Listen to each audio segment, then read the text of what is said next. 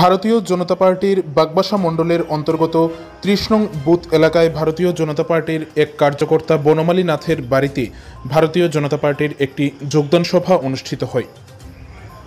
১৮ April বৃহস্পতিবার দুপুর আনুমানিক ৩:৩০ নাগাদ এই যোগদান সভাটি অনুষ্ঠিত হয়।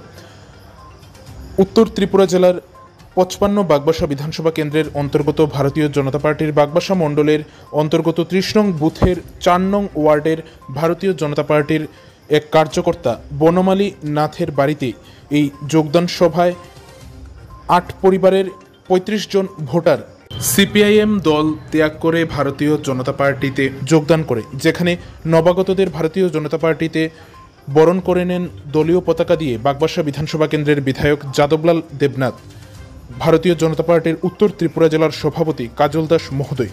এছাড়াও এই যোগদান সভায় উপস্থিত ছিলেন উত্তর ত্রিপুরা জেলার সম্পাদক রবীন্দ্র সূত্রধর, মহিলা মোর্চার জেলা সভানেত্রী রূপালী অধিকারী, মাইনরিটি মোর্চার মণ্ডল সভাপতি আব্দুল কালাম সহ বুথের অন্যান্য নেতৃত্বরা এবং ভারতীয় জনতা পার্টির কার্যকর্তারা। এছাড়াও এই যোগদান সভায় উপস্থিত ছিলেন উত্তর ত্রিপুরা জেলা পরিষদের সদস্য দিলীপ বর্ধন।